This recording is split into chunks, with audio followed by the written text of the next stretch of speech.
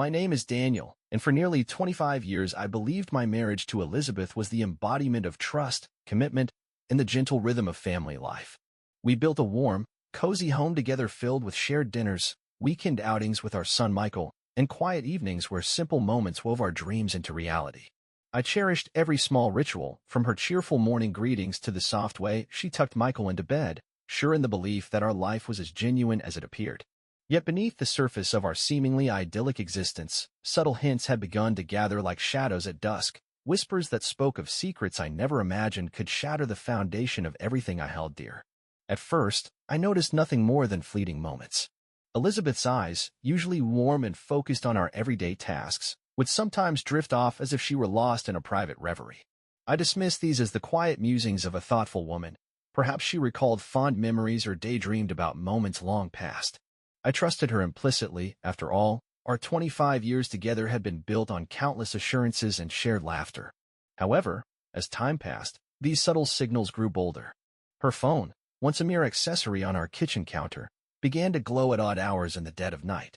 I would glimpse her stepping away to take calls, her lips curving into a secretive smile that I couldn't quite decipher. I told myself these were innocent exchanges, nothing more than conversations with old friends or trivial matters that carried no hidden meaning. One fateful autumn afternoon, when Michael was safely at school and the house was unusually quiet, I found myself drawn to Elizabeth's private study, a room I rarely entered out of respect for her privacy. Tucked away behind a row of dusty books and forgotten mementos, I discovered a small, leather-bound box that I had never seen before. Its surface was worn and its lock delicate, as though it guarded a secret too precious or too painful to be revealed. With a mix of apprehension and curiosity gnawing at me, I used a spare key, one I had kept from our early days, to unlock it. Inside, I found an unexpected collection, a series of handwritten letters bound with a faded ribbon, several photographs with dates I did not recall, and a few documents that resembled official school records or even birth certificates. As I began to read the letters, my heart pounded in my chest. The elegant, flowing script described secret meetings, whispered confidences, and passionate exchanges addressed to someone referred to simply as Mr. T. The tone was intimate and raw, emotions laid bare that hinted at a forbidden connection, a hidden love that Elizabeth had nurtured in secret. I was stunned. Each carefully penned letter revealed a side of Elizabeth the first never knew existed. The words spoke of clandestine rendezvous, nights filled with stolen glances, and a yearning for freedom beyond the confines of our domestic life. I recalled fragments of Michael's innocent comments at kindergarten, his glowing admiration for his teacher who always had a kind word and a warm smile. Could it be that Mr. T was none other than Michael's beloved teacher, the one who had inspired his young heart every day? The realization was like a bolt of lightning. Suddenly, every small oddity in Elizabeth's behavior made horrifying sense. I felt a deep, cold dread settle in my stomach as I connected the dots. My wife had been living a secret life, hidden behind a facade of domestic normalcy, while nurturing an intimate relationship with a man who belonged to Michael's world. The thought that the man who had been entrusted with nurturing our son's early years was also the recipient of Elizabeth's secret affections sent shockwaves through me. That evening, the rain tapped softly against the windows as I sat alone in the study, the letters spread out before me like shattered fragments of our once perfect life. I could feel the weight of betrayal bearing down on me with every word I read. I began to write in my journal, recording every detail, the hushed phone calls, the secret smiles, the tender confessions in those letters, and I questioned every memory we had shared. Had I been so blinded by routine that I never noticed the whispers of a hidden passion? Was our love nothing more than a carefully crafted illusion, built on trust that was slowly eroding under the pressure of a secret life? As the night deepened, I felt both numb and acutely aware of a growing determination. I knew that the comfortable world I had always known was now a lie that had been maintained at the expense of truth. The shock of Elizabeth's double life, hidden so meticulously, was a burden I could no longer bear. I resolved that tomorrow, I would confront her with the evidence and demand the truth, no matter how painful it might be. The safe haven of our family was no longer secure, and the secrets behind her smiles had now come crashing down around me. I closed my journal with trembling hands and stared out into the darkness, the rain washing over the windows like a quiet dirge for the home I once knew. My heart was heavy with sorrow and betrayal, but a flicker of resolve began to kindle inside me, a determination to reclaim my dignity and to understand the full measure of the secret that had shattered my life. The morning after my discovery was filled with an oppressive heaviness that I could hardly bear. The evidence of Elizabeth's secret life, her heartfelt letters, the photographs capturing moments of passion, and the documents that all pointed to the mysterious Mr. T, had transformed every comfortable corner of our home into a reminder of deceit.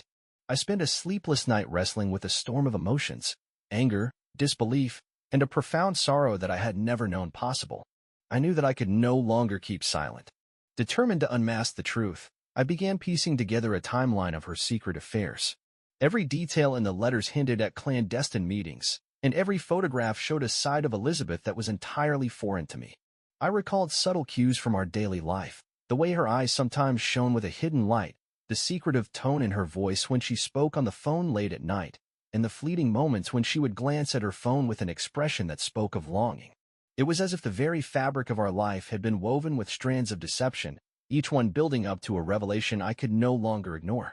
I decided to follow one promising lead. The reference to Mr. T in one of the letters mentioned a particular cafe near the kindergarten where Michael spent his days. With a mixture of trepidation and resolve, I drove to that location, hoping to catch a glimpse of the man who had so secretly captured my wife's heart. The cafe was modest and unassuming, a far cry from the glamorous world I was used to. I sat quietly in a corner, my eyes scanning every face as I waited for a sign, a hint that would confirm the identity of the mysterious Mr. T. After what felt like an eternity, a man in a simple, well-worn jacket entered the cafe. His demeanor was calm, and there was a kind, unassuming quality in his eyes. I watched as he exchanged friendly greetings with the staff and ordered a cup of coffee, his every action radiating a quiet sincerity. As I observed him discreetly from my seat, I recalled the descriptions in Elizabeth's letters, words that spoke of tenderness, genuine care, and a magnetic pull that was both inexplicable and intoxicating. My heart pounded with a mix of rage and sorrow as I slowly realized that this unpretentious man was indeed Mr. T, the man who had infiltrated the sanctuary of our family life. I left the cafe with more questions than answers.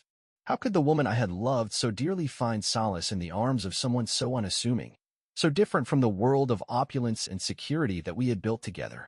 The more I thought about it, the more I realized that the betrayal was not merely an act of infidelity, it was a profound disconnect between the woman I thought I knew and the person she had become. My mind was filled with the image of Mr. T's gentle smile and the warm sincerity in his eyes, a stark contrast to the cool, calculated routine of our daily lives. That night, as I sat in our dimly lit living room, I gathered the evidence and began to prepare for the confrontation that I knew was inevitable. I reread every letter, every photograph, and let the bitter truth settle in my bones. I wrote fervently in my journal, describing the shocking discovery and the painful journey that had led me here. I questioned every moment, every missed signal, every secretive phone call, every half-truth that now converged into a single, devastating reality. Elizabeth had been living a double life. And the man who had quietly entered our lives as Michael's kindergarten teacher was at the heart of it all. The morning light revealed a world that seemed both familiar and terrifying. The comfortable routine of our family had been irrevocably altered, and I knew that the confrontation with Elizabeth would not only unmask the hidden affair but also force me to question the very foundation of our marriage. I resolved that I would no longer live in the shadow of deceit. I would demand the truth, regardless of the pain it might bring. The day of confrontation arrived like a storm, dark and relentless. I had spent the preceding night steeling myself for this moment, rereading the evidence and rehearsing the words I would say. I knew that facing Elizabeth with the truth of her hidden life would be the most excruciating moment of my life, but it was a moment I could no longer avoid. The comfortable world I had once known was now a facade, and it was time to tear down the walls of deception. I found Elizabeth in our living room, a space that once resonated with the warmth of shared dreams but now felt cold and alien. Her eyes, usually filled with love and assurance, flickered with fear and uncertainty as I approached her. I placed the folder of evidence on the coffee table before her, letters, photographs, receipts, and everything that testified to a life lived in secret. "Elizabeth," I began, my voice trembling with a mix of fury and profound sorrow, "we need to talk. I know about Mr. T, about your secret life. I know everything." For a moment, the world stood still. Elizabeth's gaze fell to the evidence, and the room was filled with a heavy, oppressive silence. Finally, her voice broke as she tried to speak. "Daniel, I never meant to hurt you." Her words faltered, and I could see the struggle in her eyes as she fought to find an explanation. But the truth was already laid bare, a truth that could no longer be concealed by half-truths or evasions. I demanded answers with a raw intensity that left no room for denial. How long has this been going on? How could you let this hidden life exist right under my nose? I pressed, each question punctuated by the ache of betrayal. Elizabeth's eyes filled with tears as she confessed that for years she had felt suffocated by the routine and expectations of our life. I felt invisible, Daniel, she whispered. I needed to feel seen, to feel alive. Mr. Thomas, he made me feel something I never thought was possible. Her admission, though filled with remorse, was like a dagger to my heart. The woman I had loved had sought solace and validation in a world completely at odds with the life we had built together. The stark contrast between the tender wife I knew and the passionate persona she embraced at night was too great to bear. As she continued to speak, I could see the anguish and regret etched into every word. She explained how her secret life began as an innocent escape, a way to reconnect with a part of herself that she felt had been lost over the years. But that innocent escape had turned into a dangerous, all-consuming affair, a betrayal that spanned years and shattered the trust we had so painstakingly built. In the midst of the conversation, I asked the hardest question. Did Michael ever know? The silence that followed was deafening. Elizabeth's eyes darkened as she admitted that, on more than one occasion, Michael had asked questions about the man who had always treated him kindly at kindergarten. I tried to shield him, she said, voice barely audible. I thought I could keep our worlds separate. Her words confirmed my worst fears. The secret had seeped into every corner of our family, threatening not just our marriage but the innocence of our child. The confrontation escalated into a painful exchange of accusations and tears. I could feel the years of suppressed hurt and unspoken questions erupting in a torrent of raw emotion. The room was filled with the echoes of a love that had been betrayed and a future that now lay in ruins. I left the confrontation with a heart that felt irreparably shattered, and every step I took away from that room was a step further into a life I no longer recognized. That night, I sat alone in the silent darkness of our home, surrounded by the remnants of what once was. I opened my journal and began to write, each word a desperate attempt to capture the devastating truth and the overwhelming sense of loss. The pages overflowed with anguish, with questions that seemed to have no answers. I questioned how I could ever rebuild a life when the foundation had been undermined by secrets, and whether the love I once believed in was nothing more than a mirage. Yet, amid the wreckage, I sensed that this confrontation was only the beginning, a painful turning point that would force me to confront not only the betrayal but also the questions about my own worth and the future of our family. I resolved that I would face this painful reality head-on, even if it meant accepting that the life I once knew was gone forever. In the months that followed the devastating confrontation, I found myself at a crossroads, a place where despair clashed with the faint glimmer of hope for renewal. The revelations of Elizabeth's secret affair with Mr. Thomas had left deep scars on my heart and shattered the family I had once believed in. Yet, as painful as the betrayal was, I began to understand that healing could only begin when I embraced the truth and took control of my own destiny. I threw myself into therapy, determined to unravel the complex web of emotions that had overtaken me. In long, cathartic sessions with my counselor, I learned that true renewal isn't about erasing the past, but about integrating its lessons into a new life, one built on honesty, resilience, and the hard-won strength that comes from overcoming betrayal. Each session helped me see that while the scars would remain, they could also serve as a testament to my ability to endure, to rise, and to forge a path forward even when everything seemed lost. Simultaneously, I began reconnecting with the world outside our shattered home. I returned to hobbies that had long been abandoned, writing, painting, and even rediscovering the simple joy of taking long walks in nature. The crisp air and quiet solitude of early mornings became my refuge, a space where I could gather my thoughts and remind myself that life still held beauty despite the darkness of betrayal. Every small victory, a shared smile with an old friend, a quiet moment of reflection, or the first bloom of spring, was a step toward reclaiming the identity I thought had been lost forever. Perhaps the most important part of my journey was rebuilding my relationship with my son, Michael. Though he had remained largely unaware of the full extent of the scandal, I could sense that the undercurrents of our family's secret had begun to affect him. Determined to protect his innocence and to forge new memories untainted by the pain of betrayal, I devoted countless hours to being there for him. We began to create new rituals, afternoons in the park, bedtime stories, and shared moments of laughter that slowly chipped away at the weight of our hidden past. Michael's unwavering affection reminded me that love, even in its most fragile state, could be the anchor that kept us grounded amid chaos.